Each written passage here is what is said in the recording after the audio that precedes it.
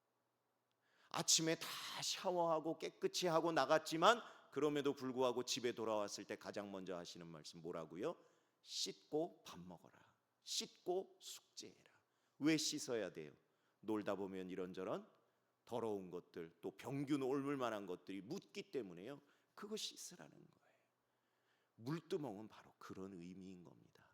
우리들이 예수 그리스도의 보혈의 능력이 없어서 또 씻어야 되는 게 아닙니다. 우리들의 근본적인 죄의 문제는 하나님이 십자가의 보혈로 해결하셨지만 그럼에도 불구하고 육신을 입고 살아가는 우리들은요, 늘 물두멍에 우리들의 그 죄와 허물을 씻는 회개가 있어야 한다는 것이지요. 여러분, 이게 잘 이해가 되십니까? 그런데요, 이 거울이 변하여 물두멍이 되었다. 이것은 참 깊은 의미인 것 같아요. 하나님이 우리들에게 기대하시는 것이 무엇인가? 여전히 세상이라는 그 기준의 거울을 바라보면서 어떻게 하면 더 나아질까? 어떻게 하면 더 예뻐질까? 어떻게 하면 더 멋져질까 하는 것이 중요한 것이 아니라 하나님 앞에 나아올 때는 그런 것들이 다 의미가 없다는 거예요. 오히려 무엇인가? 내가 하나님 앞에 더욱더 정결해야 할 것이 무엇인가? 그것을 돌아보라고 우리들에게 이 말씀을 주시는 것이 아닌가, 저는 그렇게 생각합니다. 사랑하는 성도 여러분, 여전히 여러분들의 마음 가운데 또 하나님 앞에 나올 때에 영생과는 관련이 없는, 생명과는 관련이 없는 그러한 것들로 하나님 앞에 여전히 매어 달려 있는 것은 아닌지, 하나님은 오늘 이 말씀을 통해서 말씀하십니다. 그러한 것들로 너를 비춰보기 전에 차라리 그 거울을 바꾸어 물두멍이 되게 하라. 그리고 그것을 씻음으로, 그 물두멍을 통하여 하나님 앞에 내가 생명을, 영원한 생명을 누릴 만한 인생인가를 늘 점검하라 하시는 주님의 음성에 귀 기울이실 수 있는 저와 여러분 되기를 간절히 소망합니다. 근데요, 제가 정말 나누고 싶은 은혜는 지금부터입니다. 이것은 우리들에게 주시는 교훈의 말씀이고요, 이 말씀을 통해서 우리들이 누릴 수 있는 은혜는 무엇일까 생각했을 때 오늘 바로 이 여인들이라는 사실입니다. 여인들. 여러분, 그냥 성경이 기록할 때 그냥 노스로 물두멍을 만들었다 이렇게 기록해도 성경에는 아무 문제가 없습니다. 그런데 오늘 하나님께서는요, 성경에 그 놋거울을 누가 하나님께 드렸는지를 기록해 놓으셨다는 것이죠. 여인들. 이름은 없습니다. 누구의 아내라는 기록도 없습니다. 그렇다라는 건 무엇을 의미하는가? 그 여인들이 누가 될 수 있다? 누구도 될 수 있다. 그 누구도에는 우리들이 들어갈까요? 들어갈까요? 들어갑니다. 저와 여러분이 그러한 여인들이 될 수 있다는 것이죠. 이것이 얼마나 하나님의 크신 은혜인가. 하나님은요, 누가 드려도, 아니 누가 드리지 않아도 어디서라도 물두멍을 만드실 수 있는 분입니다. 그런데 이 여인들의 헌신을 하나님은 기억하시고 오늘 이 시대의 성경을 읽고 있는 우리들도 이 여인들이 누구인지는 모르지만 참 멋지다라고 이야기할 정도로요, 이 여인들의 믿음의 행동을 하나님은 성경에 기록하셨고 기억하게 하셨다는 사실인 것이죠. 여러분, 이것이 저와 여러분에게 큰 은혜가 되기를 간절히 소망합니다. 왜냐하면 성경의 역사는요, 우리가 이름만 들어도 알만한 그런 위대한 믿음의 지도자들, 헌신자들, 섬김자들을 통해서도 이 역사가 면면이 이루어져 왔지만 여러분, 성경을 잘 보십시오. 이름 없이, 빛도 없이 헌신하고 하나님께 생명을 드렸던 이들의 헌신을 통해서도요, 이 성경의 역사는 이어져 왔다는 것이죠. 그리고 하나님은요, 그들의 이름을 굳이 밝히지는 않으셨을지라도, 또 세상 사람들은 전혀 의미 있다고 생각하지 않을 인생일지라도 하나님은 그가 어떠한 사람이었다라는 기록을 성경에 남겨주셨다는 사실입니다. 이것이 오늘 이 자리에 나온 여러분들에게 정말 귀한 은혜가 되기를 간절히 소망합니다. 왜요? 여러분들이 이 새벽에 깨어 나와 하나님 앞에 말씀 듣고 기도하는 것을 하나님은 기억하시는 줄로 믿습니다. 왜요? 그냥 거울 하나 내놓은 이 여인들의 행동도요, 하나님은요 기록하게 하셨기 때문이죠. 온 세상이 잠들어 있는 이 시간에 정말 깨어 이 자리에 나온 여러분들의 그 믿음의 발걸음을 하나님이 기억하지 않으실 이유가 없는 것이지요. 비록 이 시대는 성경이 기록되는 시대는 아닐지라도 하나님이 기억하시는 믿음의 발자국, 그 역사에 여러분 한 분 한 분이 이름은 없을지라도 그 여인, 그 집사, 그 권사, 그 장로, 그 목사, 그 성도, 그렇게 하나님께서 기억해 주실 줄로 믿습니다. 여러분, 그러한 증거는요 성경에 차고도 넘칩니다. 마가복음 12장에 보면 한 여인이 나옵니다. 그 여인의 이름은 기록되지 않았습니다. 그냥 가난한 과부, 이렇게 기록되어 있어요. 여러분, 가난한 과부라는 건 그 시대로 말하면요 정말 바닥까지 내려간 인생이라고 여러분이 생각하시면 됩니다. 그런데요, 예수님이 그 여인이 성경의 역사에 기록되도록 이렇게 말씀하십니다. 저 여인이 오늘 낸 헌금이 제일 큰 헌금이다. 천국은 그를 그렇게 인정한다라고 말씀해 주세요. 여러분, 천국 가면 그 여성분 만나보고 싶지 않으세요? 전 궁금하더라고요. 어떤 분인지. 왜? 전 재산을 드렸거든요. 지금의 가치로 환산해도 너무나 초라한 돈이었지만 그 돈을 하나님께 온전히 드렸던 그 여인의 행동이 천국에서는 크다, 이렇게 하나님께서, 예수님께서 말씀해 주셨고, 그분의 그러한 믿음의 행동이 성경에 기록되어 수천 년이 지난 지금도 우리들에게 읽혀지고 있다는 사실인 것이죠. 그뿐 아닙니다. 한 어린아이의 이야기도 성경에 기록되어 있습니다. 특별히 요한복음 6장에 보면요, 이 오병이어를 드린 이가 누군지 나옵니다. 한 어린아이라고 나옵니다. 그런데 그 어린아이의 오병이어를 드렸던 그 행동이요 성경 사복음서에 모두 기록이 되었습니다. 그리고 그것을 통하여 예수님께서 오병이어의 기적을 일으키셨고, 한 사람도 빠짐없이 배불리 먹는, 그리고 12광주리가 남는 기적의 기록이 남았다는 것이지요. 아이의 이름은 없습니다. 그리고 그 아이가 드린 그 음식, 그 오병이어는요 그때 당시로 하면 너무 초라한 음식이었다고 성경학자들은 이야기해요. 그런데도요 그 초라한 것을 드렸던 그 아이를 하나님은 기억하시고 성경의 역사에 기록되게 하셨다는 것이죠. 신약에만 그런 이야기가 있는가? 여러분, 구약에도 그런 이야기가 있습니다. 열왕기하 6장에 보면 놀라운 이야기가 나옵니다. 한 소녀의 이야기예요. 그 소녀는요 여러분 그때 당시에 노예였습니다. 노예. 어떤 일에 의해서인지는 모르지만요 노예로 끌려가서 남의 나라 땅에서 살던 소녀였어요. 그런데 그 주인이 아프자 어떻게 어디서 그런 용기가 났는지 나의 주인이 이스라엘에 있는 그 선지자 앞에 섰으면 좋겠습니다. 왜? 그 선지자 앞에 가면 병을 나을 수 있기 때문입니다. 그게 누구인가 모릅니다. 그러나 나아만 장군을 그 혈루병이 아니죠. 그 한센병에서 낫게 했던 그 첫 번째 원인, 한 이름 없는 소녀의 그 믿음의 고백을 통해서 놀라운 기적이 이루어졌다는 것이죠. 여러분, 이처럼 성경은 이름 없는 이들의 역사이기도 합니다. 여러분 한 분 한 분이 지금 이 시대 기독교의 역사의 한 부분인 줄로 믿습니다.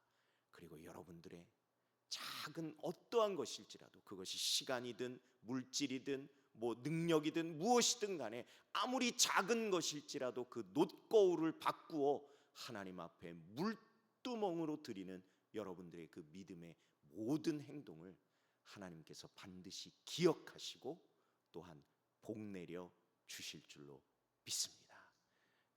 내가 성경의 한 역사일 수 있구나. 그러한 믿음과 기대와 소망을 품고 오늘도 이 새벽 주님이 예비하신 은혜와 축복 충만히 받으시고 그 믿음 가지고 세상을 향하여 담대히 나아가는 저와 여러분들 다 되시기를 주님의 이름으로 간절히 부탁을 드립니다. 기도하겠습니다.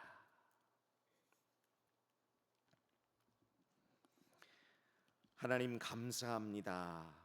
오늘도 이 새벽에 저희들에게 생명 주시고 또한 믿음 주셔서 깨어 말씀 듣고 기도하는 자리로 인도해 주셨으니 감사합니다. 또한 감사드릴 것은 하나님의 은혜로 나와왔으나 그럼에도 불구하고 그 말씀의 음성에 순종하여 이 자리에 나온 한 분 한 분을 하나님이 기억해 주실 것을 믿고 감사드립니다. 하나님, 이 감사가 또한 간증이 될 수 있도록 각자의 인생 가운데 품은 모든 기도 제목에 응답하여 주시되 하나님 앞에 바라고 소망하고 꿈꾸고 그려가는 것보다 갑절의 은혜로 역사하여 주시옵소서.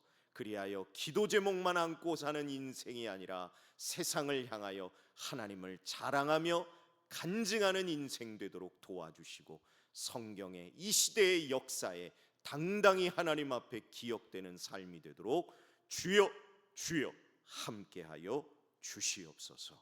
오늘도 주님 앞에 감사하여 월삭 헌금으로 감사 헌금으로 1,000번째 예물로 하나님께 드렸습니다. 하나님, 이 또한 하나님께서 기억해 주시는 줄로 믿습니다. 하나님의 선하신 뜻 안에 이미 응답이 시작된 줄로 믿사오니 믿음 더하여 주사 하나님의 때의 방법으로 응답하시는 그날을 맞이하게 하여 주옵소서.